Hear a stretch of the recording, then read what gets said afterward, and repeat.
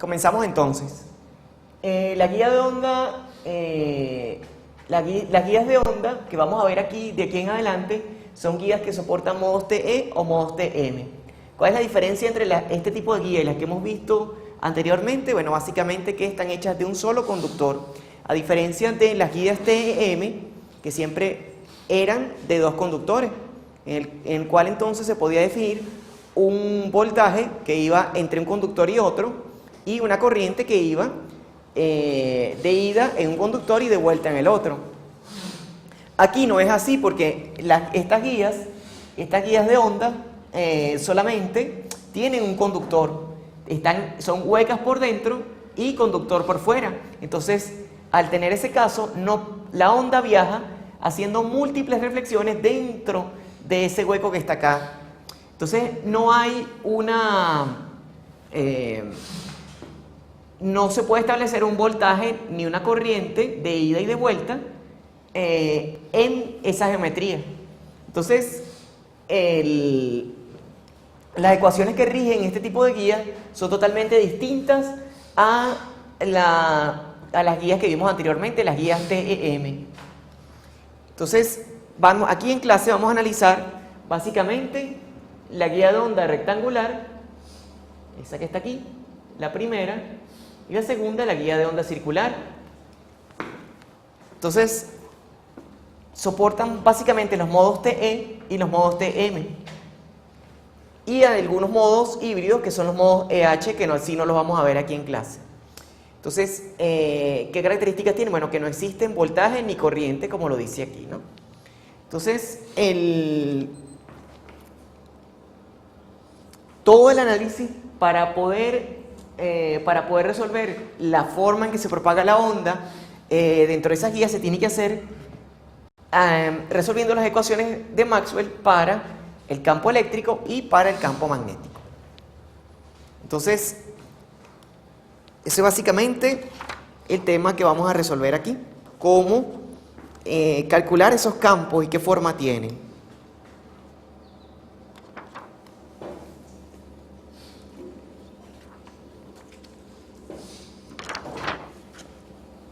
Entonces, bueno, vamos a suponer, por lo menos vamos a tomar primero el caso en estos primeros días de clase, esta clase y la que viene, vamos a resolver los campos, el campo eléctrico y el campo magnético que se propaga dentro de esa guía. Entonces vamos a asumir que es de esta manera. El campo eléctrico, vamos a asumir que es el producto de una función de coeléctrico de X y Y por una función de Z, que básicamente es una exponencial elevada a la constante de propagación por la distancia. Igual, el campo magnético va a tener la misma forma. Una función que es básicamente función de X y de Y, o sea que de las componentes transversales del campo, y multiplicado por una función que es exclusivamente de Z. Fíjense que cuando estemos trabajando con la guía de onda rectangular, vamos a asumir que estos son los ejes. Aquí en una esquina de la guía vamos a tener el origen. En la distancia más larga de la guía va a estar siempre solidaria al eje X. Y este va a ser el lado mayor del rectángulo, la distancia A. O sea que esto es, básicamente la sección transversal de esto es un rectángulo A por B. Dice, este va a ser el lado menor y este va a ser el lado mayor. Entonces el lado mayor va a ser A, el lado menor va a ser B. Y esa sección transversal va a ser solidaria al plano XY. Por supuesto, la dirección de propagación de la onda, de la energía, va a estar ubicada en la dirección del eje Z, al igual que siempre lo hemos visto. Entonces, por eso es que aparecen estos campos que están acá. Los campos van a tener esta forma. Esta forma para el campo eléctrico y esta forma para el campo magnético. ¿Preguntas hasta aquí?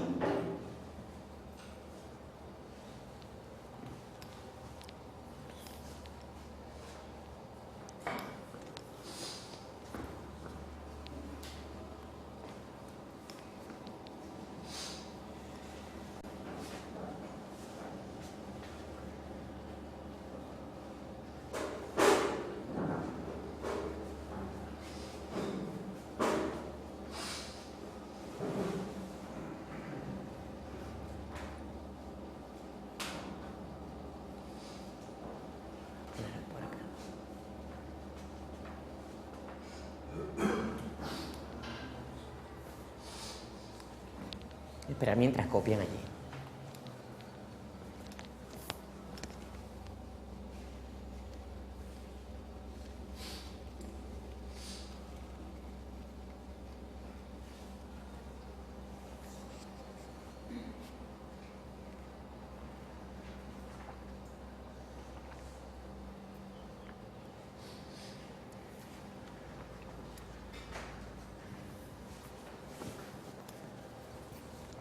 Bueno, entonces los campos tienen esta forma que está acá, ¿no? Tenemos una función de z, g de z, que multiplica a las funciones transversales de campo. Ese g de z va a tener la forma de una exponencial de propagación. ¿Cuál es la diferencia fundamental? Una de las diferencias fundamentales con respecto a las líneas TEM. Bueno, básicamente que la geometría de la guía tiene esta forma. Vamos a ponerlo en colores.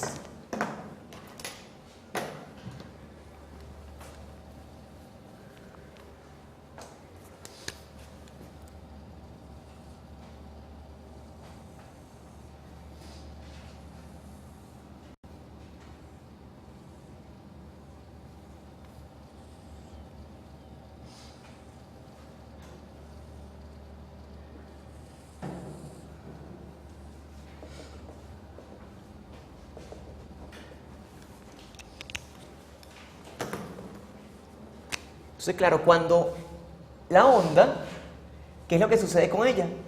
La guía es excitada en un lugar y la onda comienza a desplazarse en múltiples direcciones que ya vamos a ver que posteriormente se denominan modos de propagación. Entonces, la propagación de la guía de la onda dentro de la guía tiende a ser de esta manera, realizando múltiples reflexiones en las paredes de la guía. Entonces, claro, cuando la onda se desplaza de esa forma, ya la velocidad de propagación total, si esta es la dirección del eje Z, la velocidad de propagación de la onda dentro de la guía ya no es exactamente la velocidad de la luz, sino que va a ser diferente, porque esos ángulos con los cuales viaja la onda ya no va a... Exactamente, esos ángulos con los cuales viaja ya no va a ser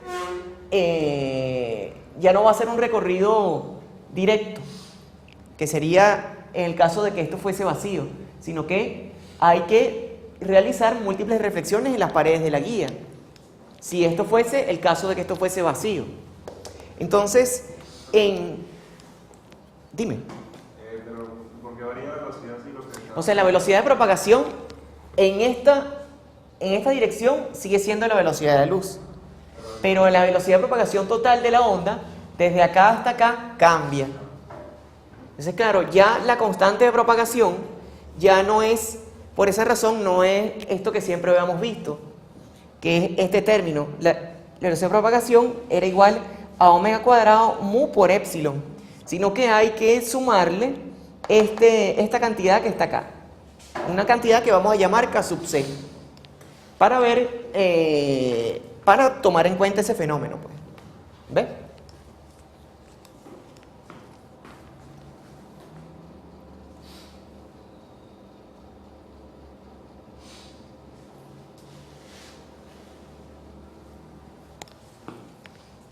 Entonces, fíjense, muchachos, si K sub C es igual a 0, entonces el modo de propagación del que estamos hablando es TEM, que no es nuestro caso. Este es el caso que siempre hemos visto para las líneas TEM. Para las líneas de transmisión que son TE o TM, entonces vamos a tomar en cuenta que K sub C va a ser distinto de 0. ¿Para qué? Para que la velocidad de propagación cambie. Entonces, bueno, ¿cómo calcular esos campos? Bueno, en principio tenemos esta definición para E y para H, estas dos. Y a eso le podemos aplicar las ecuaciones de Maxwell. A esas dos ecuaciones y ver qué da.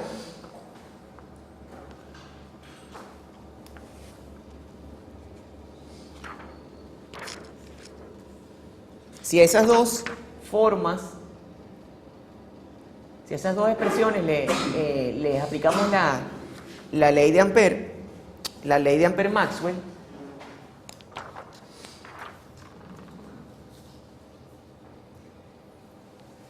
entonces obtenemos de la ecuación del rotor estas tres ecuaciones escalares y de la ley de Faraday podemos obtener estas tres ecuaciones escalares también.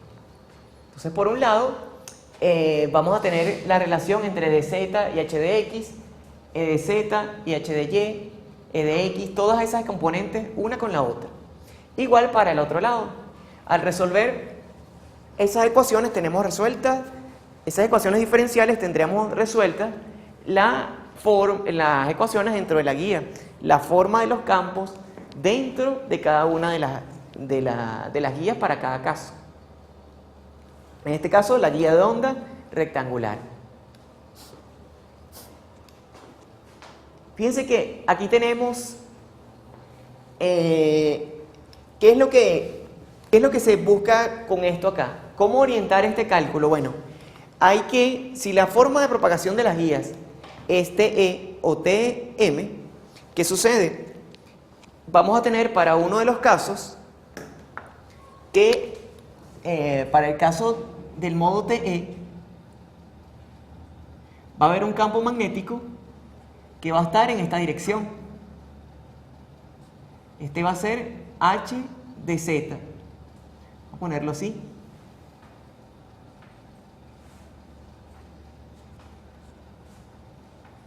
Aquí va a haber una componente de H de Z. Por el otro lado, y por el otro lado van a estar las componentes de campo, tanto H de X más H de Y, y por el otro lado va a estar perpendicular a él, va a estar el campo E de X más E de Y. Esto para el caso del modo de propagación TE.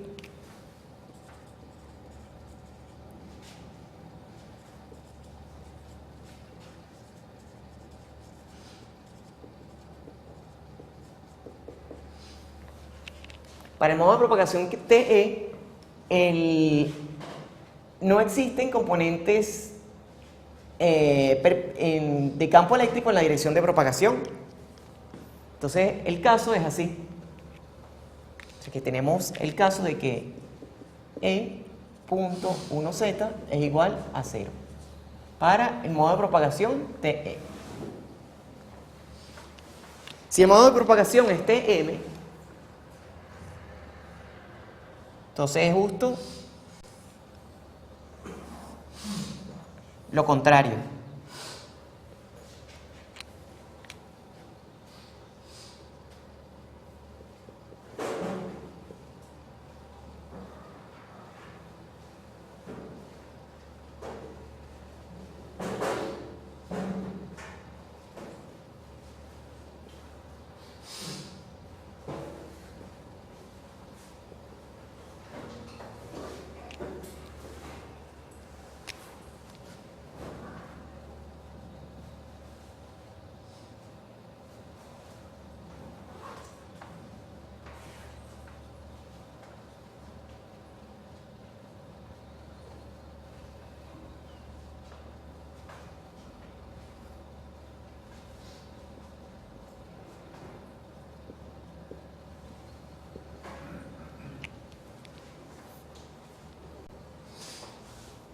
Exacto.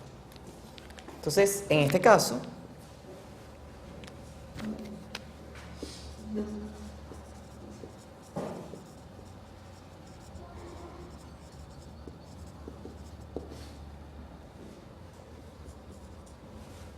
el modo de propagación es TM.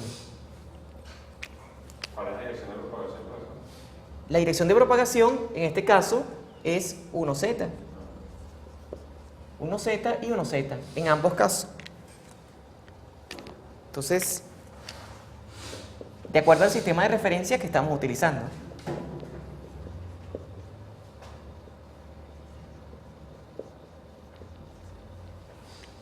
Entonces,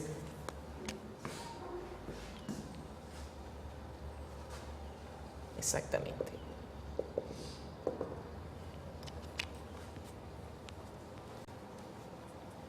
Entonces, bueno, ¿qué es lo que es útil de este gráfico? Bueno, para sacar las cuentas, el modo de propagación TE establece que todo va a depender de h de z. Si hay una componente en la dirección de h de z, entonces todas las demás componentes de campo, tanto de campo magnético como de campo eléctrico, van a depender de esa componente. Si el modo de propagación es TE. Si el modo de propagación es TM, entonces vamos a tener que todas las componentes transversales de campo van a depender de z. Y las cuentas se sacan en base a eso. Entonces, en ambos modos lo que se quiere es conseguir, lo que se debe conseguir es la componente longitudinal de campo. Es la componente longitudinal de campo. Una vez que consigamos esa componente longitudinal, conseguimos todo, las otras componentes. Eso es básicamente lo que se quiere. Con la componente longitudinal conseguimos las componentes transversales, tanto de E como de H. ¿Por qué es importante las componentes de E y de H? Bueno, porque ustedes se podrán imaginar que hacemos el producto cruz entre E y H. ¿Qué nos debe dar? Nos debe dar la dirección del vector de Poynting. O sea que las componentes transversales de campo son las que llevan la energía, de la onda. La componente longitudinal, si se quiere decir así, seguramente lo que lleva es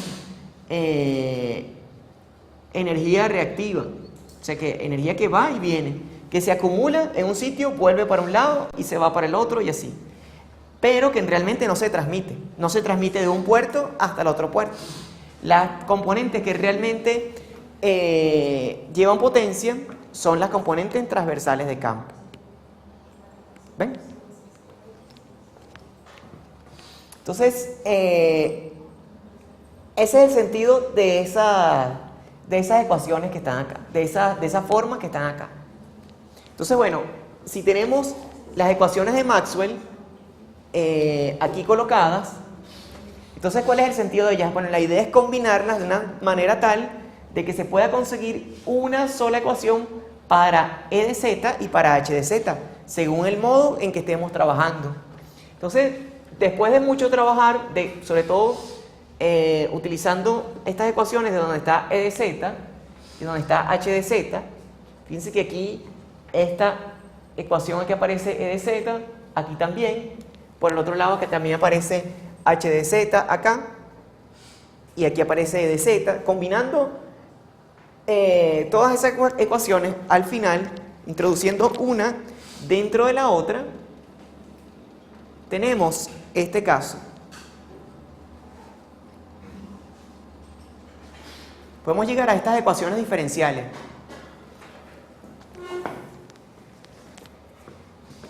Estas ecuaciones diferenciales en las cuales vamos a tener la derivada segunda con respecto de x de E de z más la derivada segunda con respecto de y de E de z más la constante de propagación por E de z, igualado a esta constante que está aquí por E de z. Entonces, esta es una ecuación diferencial que representa la posible solución para la posible solución para ese valor. Y si hacemos lo mismo, el mismo procedimiento para h de z, nos da esta otra ecuación. O sea que estas dos ecuaciones son las dos que hay que resolver para después conseguir las demás componentes de campo.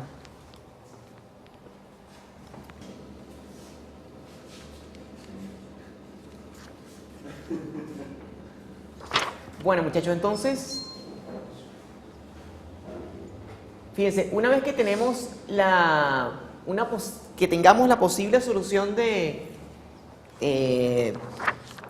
para h de z y e de z, fíjense que uno pudiera encontrar el valor de h de x, por ejemplo, es una de las componentes transversales del campo.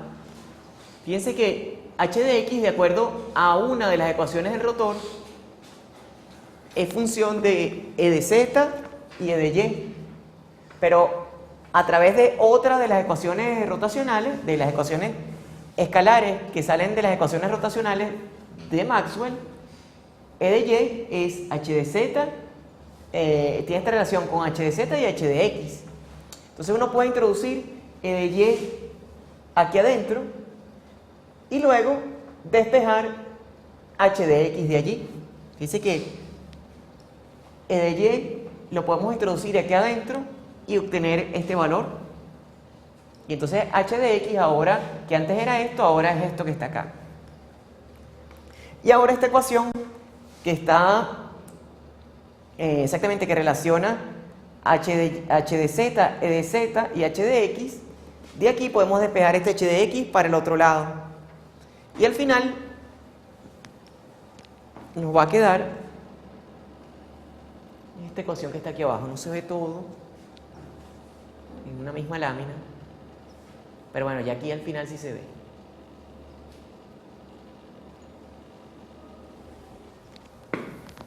Entonces, h de x, al pasar esta h de x para el otro lado, nos va a quedar esto que está acá. H de x multiplica a este término igualado a este término que está aquí.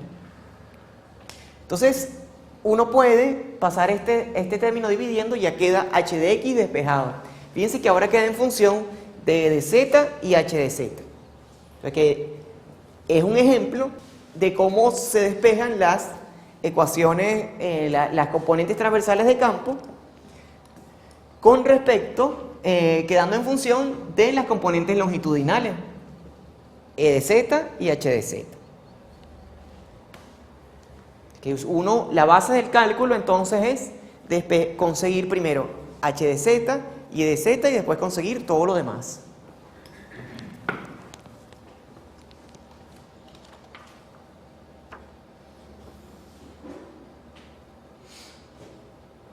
Dime. El principio que dice 1 sobre omega mu, ¿eso que está ahí es una jota de número imaginario? Sí, una j de número imaginario. Acá, esta j, ¿no? Siempre es una j. Sí. Era de dirección. Tiene sentido.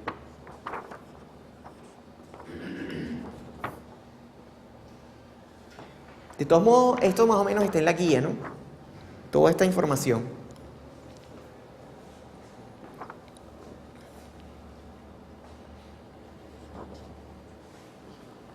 Entonces, bueno, así como uno despeja h de x,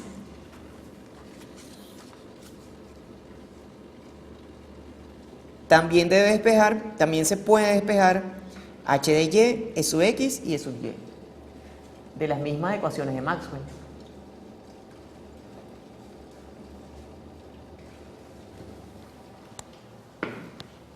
Entonces, h sub y viene dado por esta expresión, e sub x por esta, e sub y por esta. Dice que siempre en función de e de z y h de z, como lo estamos acordando. Manteniendo que k sub c al cuadrado es igual a gamma cuadrado más omega cuadrado mu épsilon. Entonces, ya tenemos listo casi todo. Lo que hay entonces es que resolver la ecuación diferencial para h de z y para e sub z, dependiendo del modo con que estemos trabajando.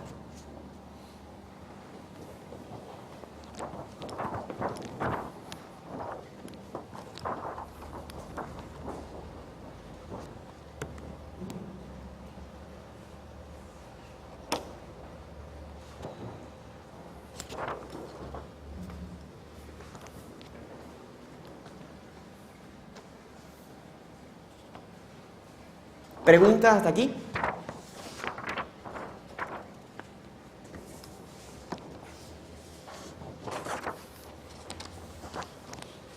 Entonces, bueno, vamos a analizar el caso particular de uno de esos modos. El modo TE. Por acá. Esperar entonces.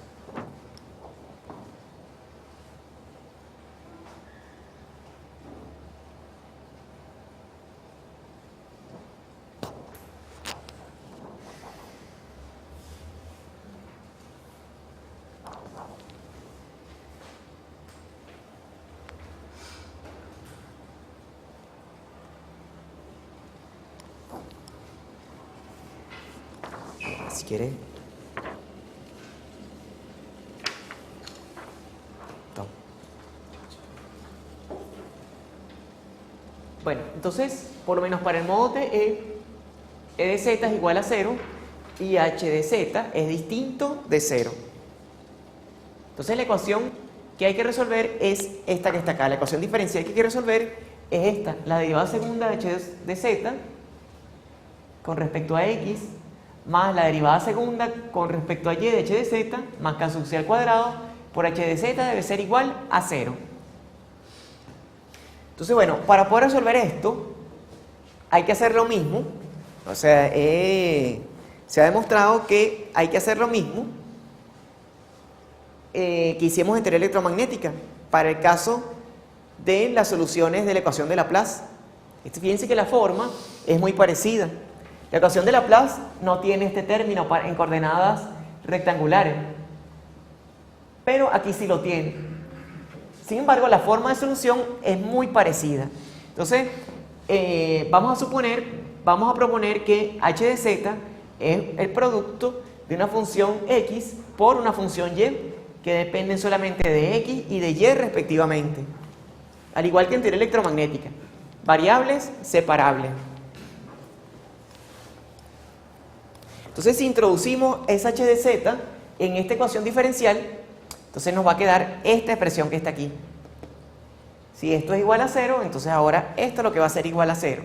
Y lo que hay que despejar es x, la función x y la función y, básicamente.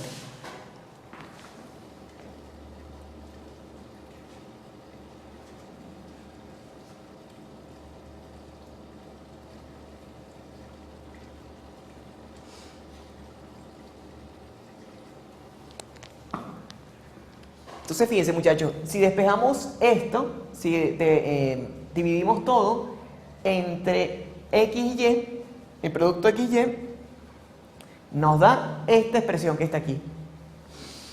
Entonces, la segunda derivada de y entre x más la segunda derivada de y con respecto a y más k sub c debe ser igual a 0. Pero fíjense que esto es una función de y que es independiente de esta otra, totalmente independiente. Entonces, ¿cuál es la única manera en que esa ecuación diferencial se cumpla? ¿Quién se acuerda? ¿No se acuerdan de las soluciones de Laplace? De matemática tampoco. Si esto debe ser igual a 0 siempre, para cualquier y para cualquier x, ¿qué debe de cumplirse?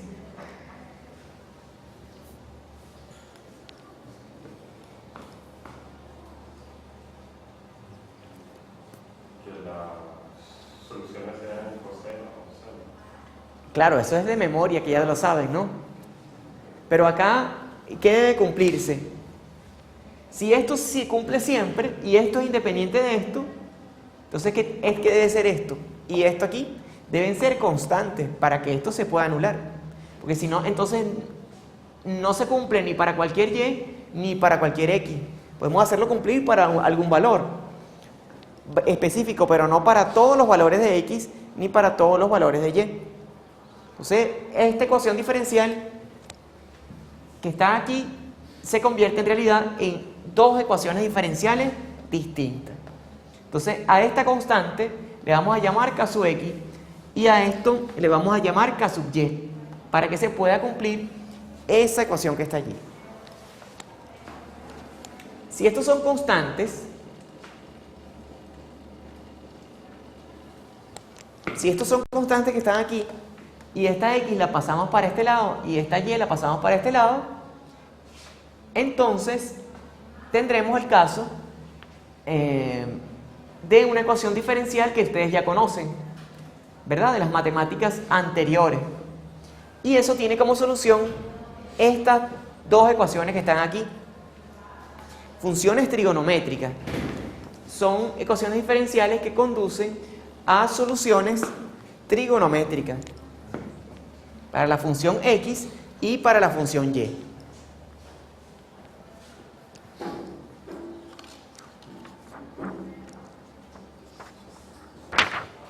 ¿Dudas hasta aquí, muchachos? Ninguna. Entonces, ¿qué nos falta? Fíjense que aquí están,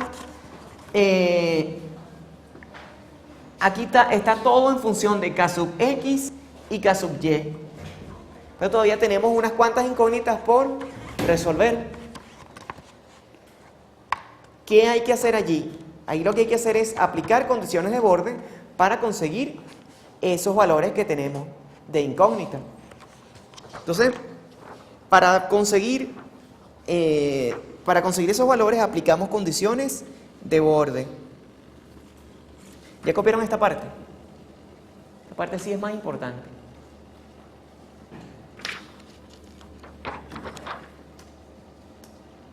Las condiciones de borde que tenemos son todas estas que están aquí. Sin embargo, fíjense, e de x debe ser 0 evaluado en y igual 0. E de y también debe ser 0 evaluado en x igual 0. Entonces, fíjense, el campo e de x, de acuerdo a las ecuaciones, e de x, exactamente, e de x depende básicamente de la derivada con respecto a y de h de z. Entonces, si e de x debe ser igual a 0 evaluado en y igual 0, entonces la derivada de h de z con respecto a y debe ser igual a 0. Eso de las ecuaciones de Maxwell. Igual, si e de y es igual a 0 en x igual 0, entonces la derivada de h de z con respecto a x debe ser igual a 0. ¿Por qué? Porque e de y depende de la derivada de h de z con respecto a x. Salud.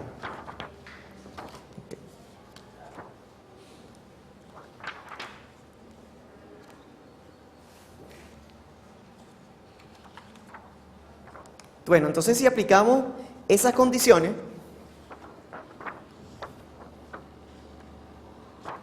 nos dan estos valores.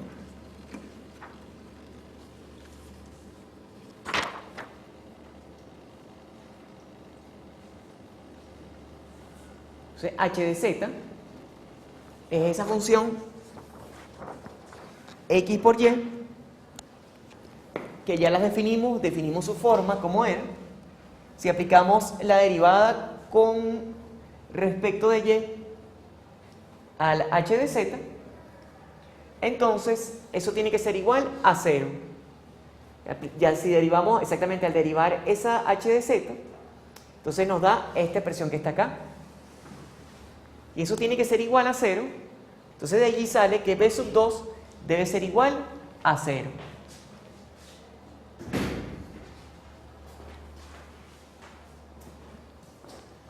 Para que la ecuación pueda cumplirse. Si eso también debe cumplirse para y igual b. En el caso exactamente de la derivada con respecto a y de h de z, debe ser 0 en y igual 0 y en y igual b. Entonces, de allí salen estas dos condiciones. B sub 2 igual 0 para y igual 0 y para y igual b. Este seno de k sub y por b debe ser igual a 0. Entonces, al final nos da que k sub y por b debe ser igual a n pi. Entonces, k sub y es n por pi entre b. Ese es el valor de K sub Y.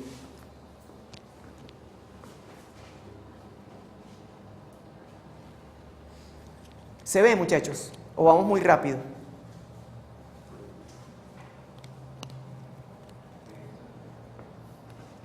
Entonces, bueno, si aplicamos, podemos aplicar el mismo procedimiento para la derivada de h sub z con respecto a x, que corresponde a la componente y del campo eléctrico. Esa también debe ser 0 en x igual 0 y en x igual a. Si ella debe ser 0 siempre en x igual 0 y en x igual a, entonces nos va a quedar que a debe ser igual a 0, a sub 2 debe ser igual a 0, y el seno de k sub x por a también debe ser igual a 0. De evaluar en x igual 0 y en x igual a. Y al hacer eso, entonces k sub x nos va a dar m por pi entre a. Eso sale, esas dos condiciones salen de evaluar aquí, acá y acá. Aquí en este caso estamos evaluando E sub y, exactamente, E sub y en el borde de las paredes de la guía. Aquí es donde hay campo, aquí existe E y existe H, y en los bordes no existe, por lo menos no existe componentes transversales de campo eléctrico. Entonces al final,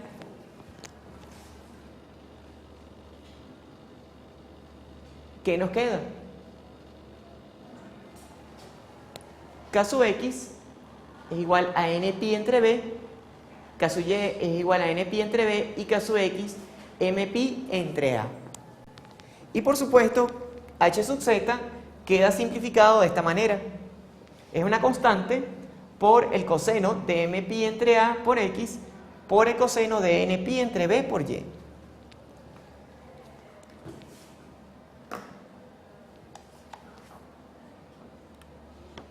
Por supuesto, al tener definido h sub z, tenemos entonces ya definidas las componentes transversales de campo.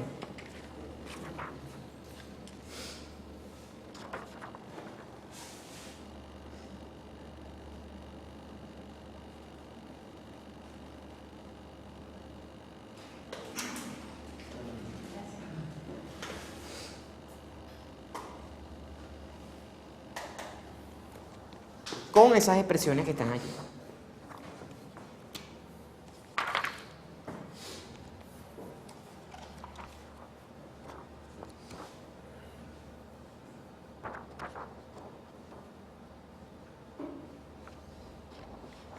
Otra cosa que ya conocemos, aparte de E sub x, E sub y, h sub x, h sub y, es el valor de K sub c.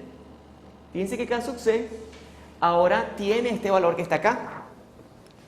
M pi entre a al cuadrado más n pi entre b al cuadrado. Entonces K sub c tiene básicamente este valor. Recuerden que m y n son números enteros. Así que esto puede tener múltiples soluciones, ese valor de K sub c. Y que K sub c está relacionado con la constante de propagación.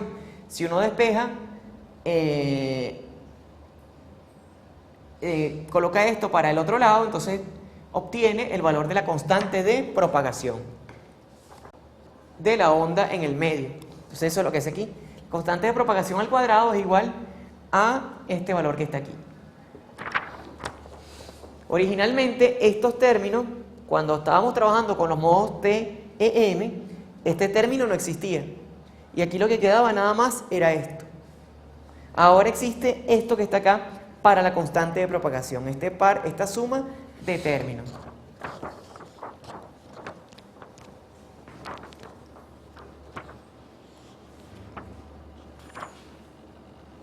Ok.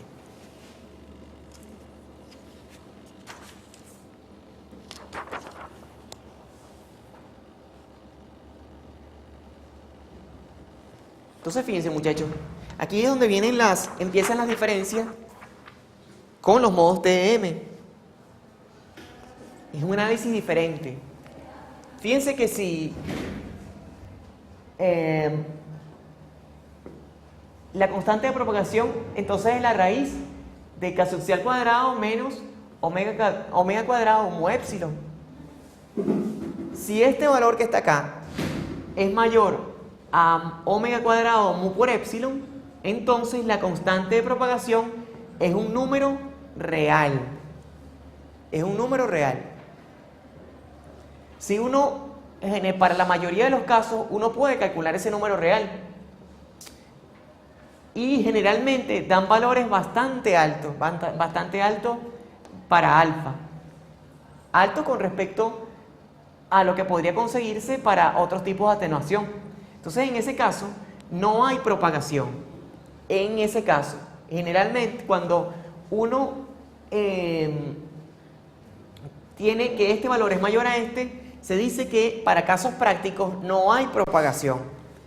A esta alfa que está aquí, se le denomina atenuación reactiva.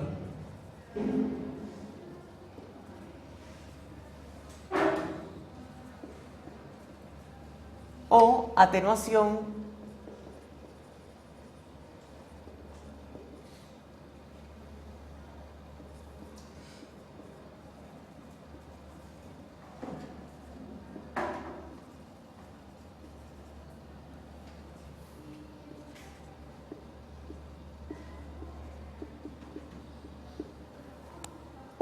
de rechazo al modo Mn.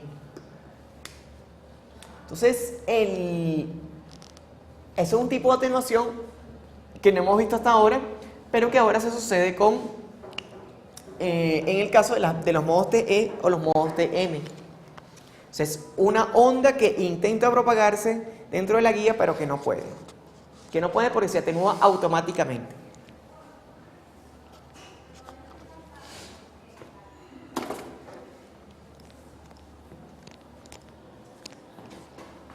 Si se da el caso contrario,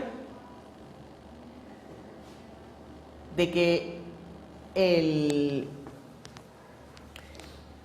este valor sea menor a omega cuadrado mu épsilon, entonces la constante de propagación pertenece al número de los, pertenece a un número imaginario puro. Si el medio no tiene pérdidas, o sea que si épsilon es completamente real, entonces la constante de propagación es completamente imaginaria si esto se cumple. Entonces, si esto se cumple, entonces la constante de propagación adquiere este valor. Y entonces hay propagación sin atenuación en la guía. Eso para el caso en el cual mu y épsilon, como les digo, sean completamente reales. Y el caso que el conductor, en el cual se esté propagando la guía sea un conductor perfecto. Dice que hasta ahora intrínsecamente lo estamos asumiendo. El conductor, las paredes de la guía, estamos asumiendo hasta ahora que es un conductor perfecto. Entonces esta parte es muy importante, todo esto que estamos analizando aquí.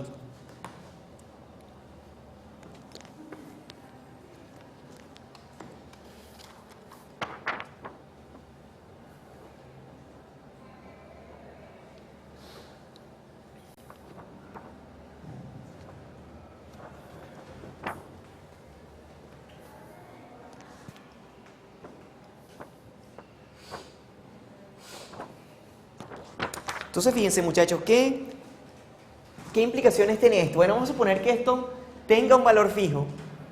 Si esto tiene un valor fijo, uno puede ir trabajando con frecuencias bajas y no va a haber propagación. Si la frecuencia es muy baja, no va a haber propagación. Pero si las frecuencias las comenzamos a subir, poco a poco, en algún momento ha de cumplirse esta condición que está acá. Si esta condición se cumple, entonces hay propagación. Si las frecuencias están muy cercanas a cero, no hay propagación. Si superan este valor, si se supera esta condición que está aquí, entonces hay propagación. Entonces, podemos definir lo que se llama una frecuencia. Vamos a definir ahora una frecuencia de corte. La frecuencia de corte, frecuencia angular de corte, es una frecuencia que uno la supera y obtiene propagación en la guía.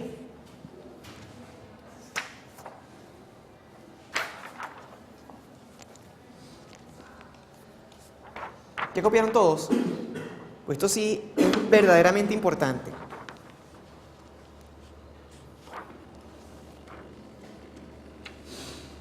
Entonces fíjense, ¿Y cómo se deciden los valores de M y N? eso lo vamos a ver ahorita. Eso lo vamos a ver ahorita. Son valores, en principio son valores aleatorios, pero para el caso práctico ya vamos a ver que no. Son valores cualquiera, por ahora son valores cualquiera.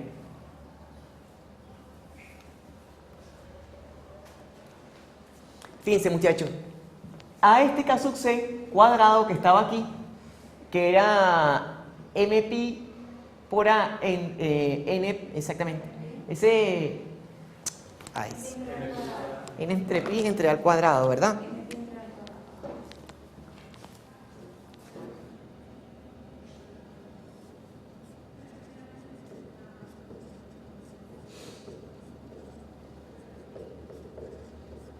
Exacto. Ese valor que estaba allí le podemos llamar omega sub c al cuadrado por mu epsilon. Omega sub c es la frecuencia de corte. Frecuencia de corte de ese modo mn específico que estemos trabajando. O sea que esto en realidad es, si quieren le pueden poner un subíndice aquí que diga frecuencia de corte. Vamos a poner aquí mn. Y aquí mn. Entonces, ¿qué sucede? Si omega supera a la frecuencia de corte, hay propagación. Si no la supera, entonces no hay propagación. O por lo menos la onda se atenúa fuertemente dentro de la guía. Entonces, la constante de propagación, entonces es J, que multiplica la raíz de omega cuadrado mu epsilon menos omega c mu epsilon. Entonces, de allí podemos sacar el valor de B, de beta, la constante de fase, que vendría siendo esto que está acá. Esto, por supuesto, para un omega sub c mn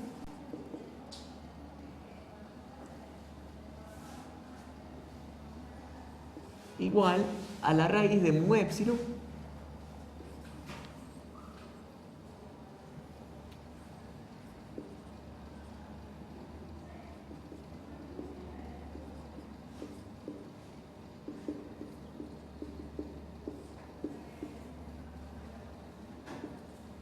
así.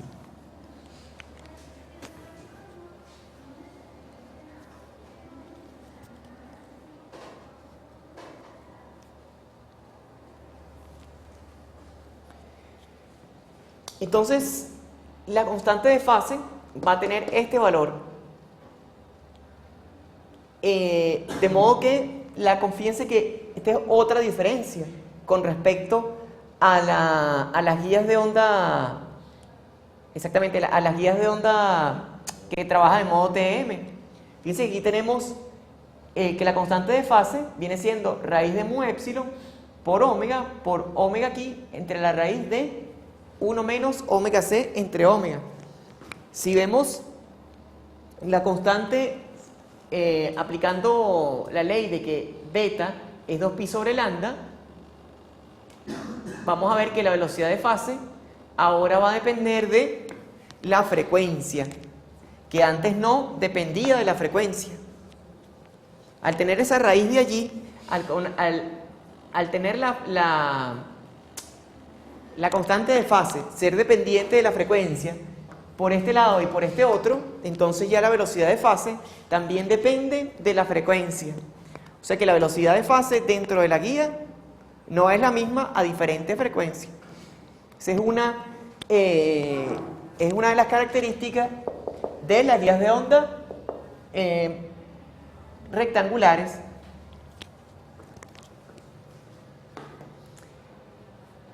Otra cosa es que, bueno, si uno despeja de aquí, recuérdense que omega sub c, omega es 2pi por f.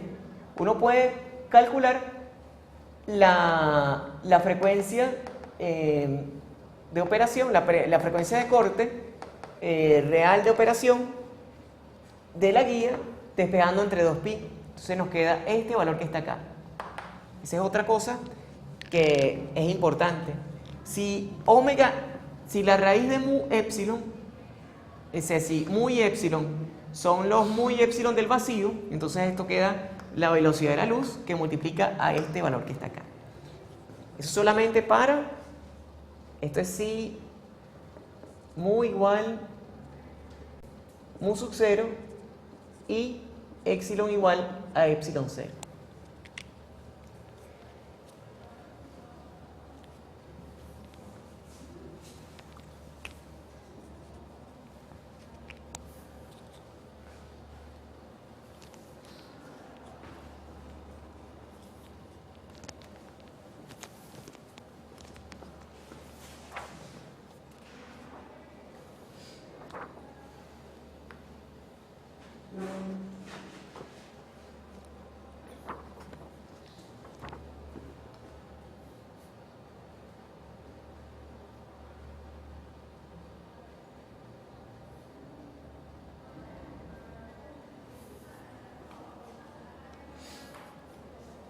Ok, muchachos, entonces venimos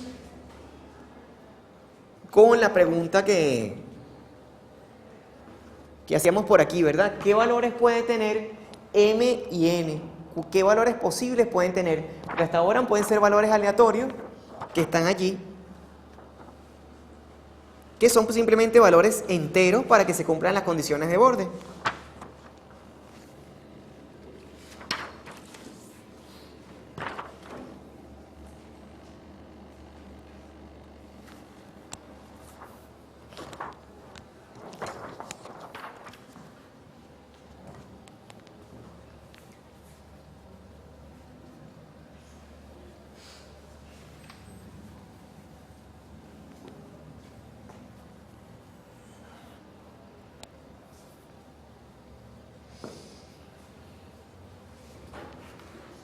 Entonces, en principio son valores enteros. ¿Qué pasa si ambos valores fuesen iguales a 0? ¿Quién se puede imaginar qué sucede?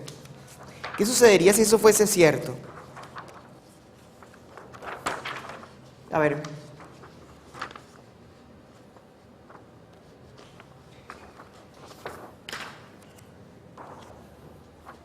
Fíjense, para analizar ese caso, vamos a suponer que fuesen iguales a 0 los dos valores de m y n.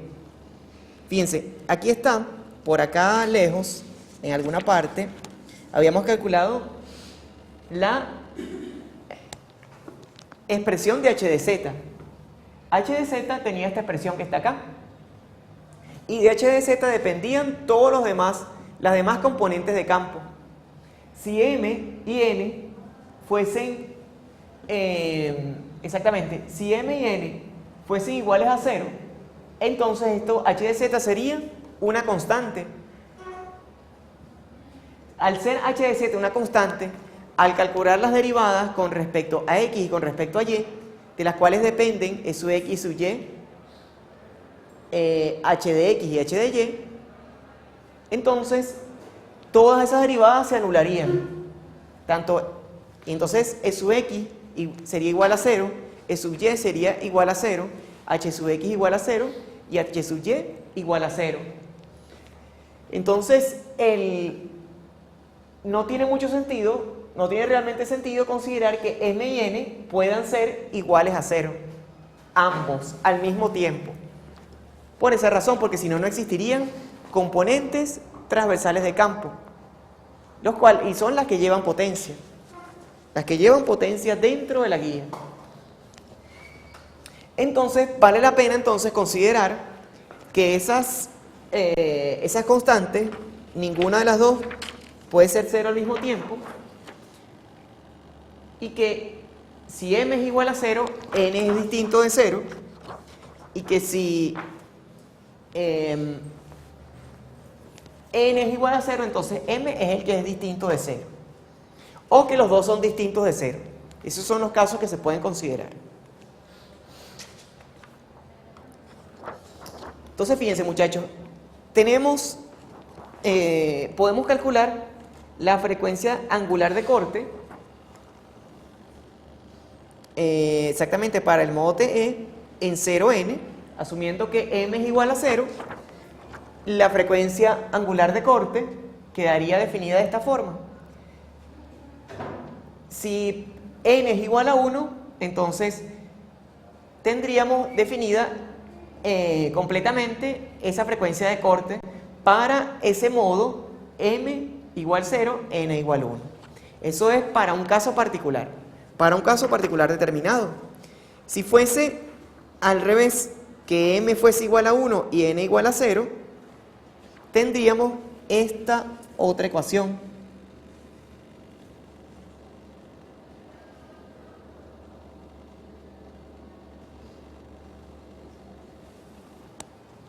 Entonces, la frecuencia de corte sería, para el modo m igual 1, n igual 0, tendría este valor que está acá. ¿Qué sucede? Fíjense que dependiendo de los valores de m y n, fíjense que si graficamos eso en la frecuencia, no hay propagación. Un poquito más arriba de 0 tampoco. ¿Hasta dónde? Hasta un momento en que encontremos que la frecuencia de operación, la frecuencia angular de operación, supera el valor de la frecuencia angular de corte. En ese momento es que comienza posiblemente a haber propagación dentro de la guía, ¿verdad? Entonces, en ese momento es que puede haber propagación. Por tanto, es importante determinar cuál es esa primera frecuencia de corte. Interesa averiguar cuál es esa primera frecuencia de corte. En ese caso, fíjense, resulta que esas frecuencias de corte que estamos colocando en la gráfica dependen básicamente de m y de n y son proporcionales a ellos. Fíjense que depende, n es proporcional a omega sub c, o sea que mientras más grande n, más grande la frecuencia de corte. Mientras más grande m, más grande la frecuencia de corte. Entonces interesan los valores más pequeños. Y los valores más pequeños son precisamente cuando m es igual a 1, n es igual a 0, o cuando n es igual a 1 y m igual a 0. Entonces, ¿cuál sería la primera frecuencia de corte que nos encuentra aquí? Sería la que corresponde al modo TE01 o al modo TE10. ¿Cuál de los dos modos será?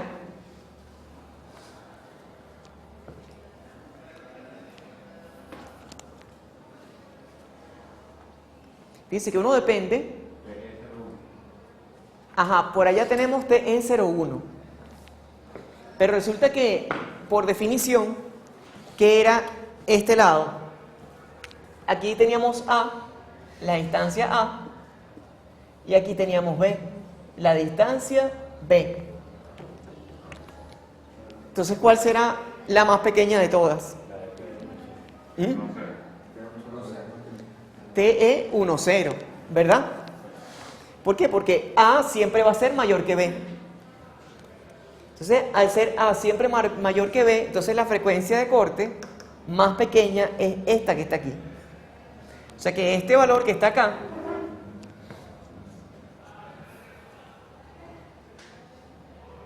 es el modo de la frecuencia de corte TE10, y esto es igual a 1 entre la raíz de mu épsilon por pi entre A. Es ese primer valor que aparece. es ese primer valor. Entonces, una vez que lo superamos, entonces comienza a haber propagación en la guía. Antes de él no va a haber propagación. ¿Ven la cuestión? ¿Preguntas hasta aquí?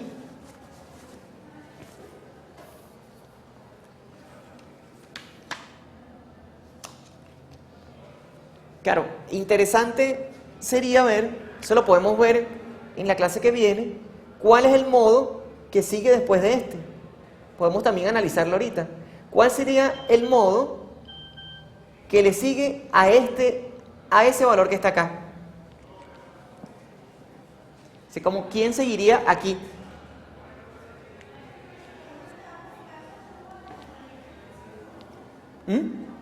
Pareciera que el 0,1, ¿verdad? Pero, ¿qué tal si la guía fuese de este estilo? Vamos a poner que, exagerando un poquito, la guía fuese así. Que eso existe, ¿no? Casi que una placa, pues. Pero este sería el valor de B.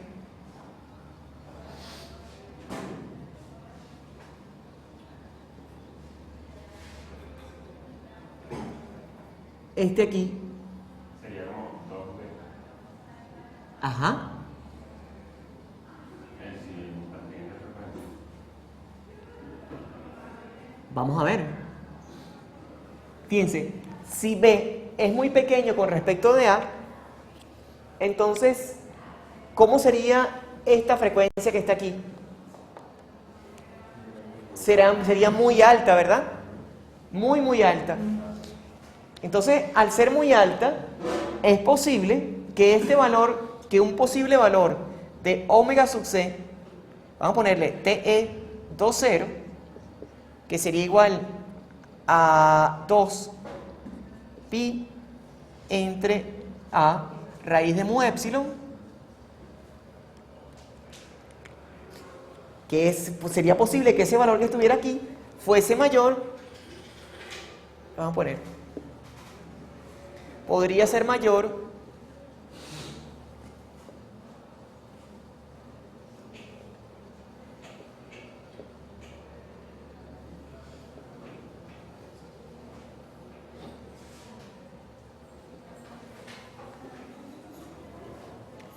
¿ven?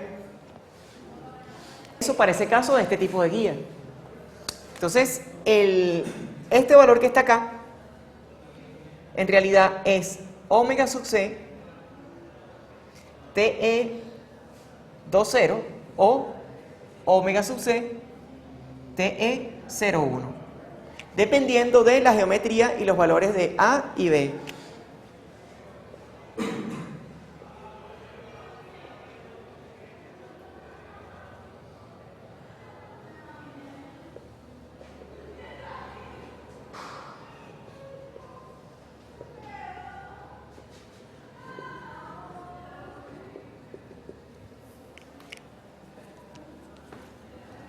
Entonces, bueno, esa parte la vamos a ver en la clase que viene.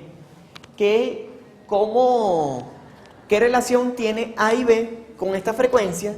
Y cómo hacer para definir el ancho banda de la guía en función de estas dos variables que están acá. Eso es lo que vamos a ver en la clase que viene. No sé si tienen preguntas